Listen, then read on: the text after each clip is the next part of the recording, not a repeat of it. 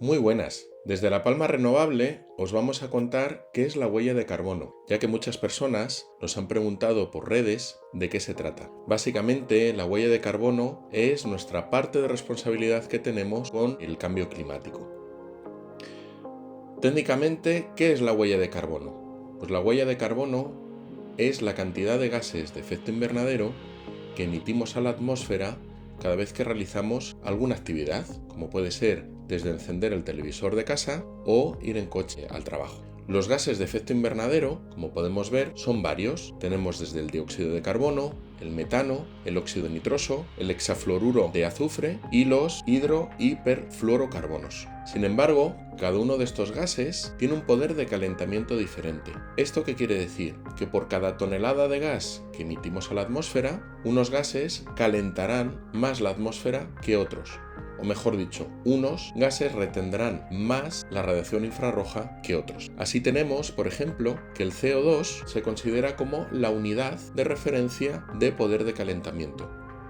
Sin embargo, el metano es 25 veces más potente a la hora de reflejar la radiación infrarroja hacia la Tierra. ¿Esto qué quiere decir? Que una tonelada de metano equivale a 25 toneladas de CO2 emitidas a la atmósfera.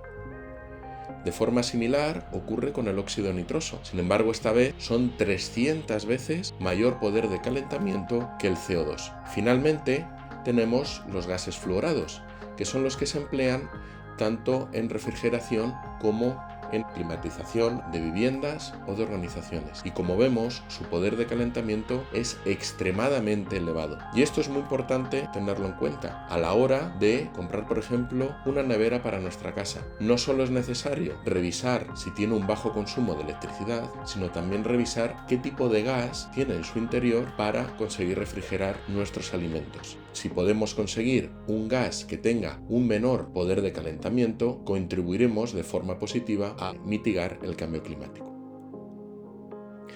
¿Y qué es lo que produce la huella de carbono? Pues cualquier actividad humana en la cual se haga uso de combustibles fósiles. La principal actividad que emite gases de efecto invernadero actualmente sería el transporte, ya sea transporte terrestre, transporte marítimo o transporte aéreo. Todos estos vehículos, siempre y cuando hagan uso de combustibles fósiles, emitirán CO2 y óxido nitroso.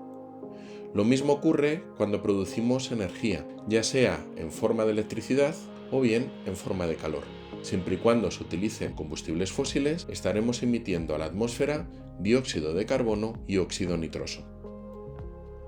Finalmente, nos queda todo lo demás. ¿Esto qué es? Cada alimento que consumimos en nuestro día a día ha necesitado de una energía y de un proceso que conlleva emisiones de CO2. Si además esos alimentos son de origen animal, estos gases de efecto invernadero son aún mayores. Con lo cual, llevar dietas basadas en el consumo de vegetales mayoritariamente contribuye de forma positiva a mitigar el cambio climático. Lo mismo ocurre con los residuos. Aquellos residuos que no se han tratado de forma conveniente producirá metano durante su composición. Y también ocurrirá con aquellos elementos o electrodomésticos que no están siendo reciclados de forma adecuada, como las neveras, que liberarán a la atmósfera estos gases fluorados que tienen un poder calorífico muy elevado.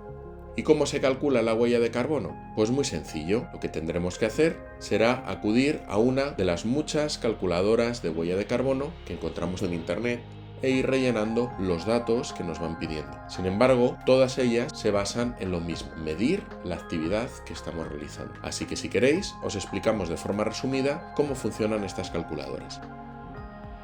Lo que nos van a pedir son datos de transporte, de energía, de alimentación y de residuos. Los datos de transporte que nos van a pedir serán los kilómetros que hemos realizado durante un año, el vehículo que tenemos y los viajes que hemos realizado, ya sea en avión, en barco. Para el tema de la energía, lo que se nos va a pedir es la cantidad de energía que hemos consumido durante un año. Esto se puede encontrar fácilmente en nuestra factura de la luz y en nuestra factura de gas natural.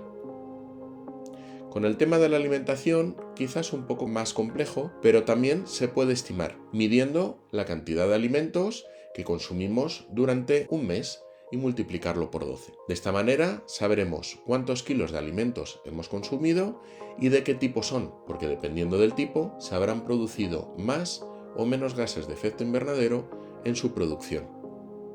Y de forma similar ocurre con los residuos. Podemos calcular la cantidad de residuos que hemos producido en un mes y extrapolarlo al resto del año multiplicándolo por 12 meses que tiene el año. Y nuevamente mediremos cuántos kilos de cada tipo de residuos estamos generando. ¿Por qué?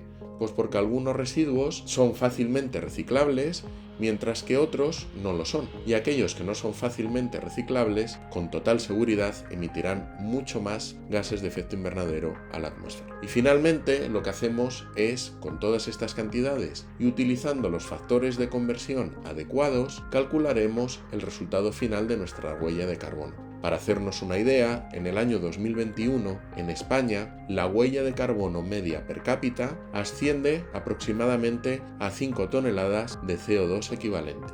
Y nada más, esperemos que les haya gustado el vídeo y que hayan aprendido con ello. Muchas gracias por su atención.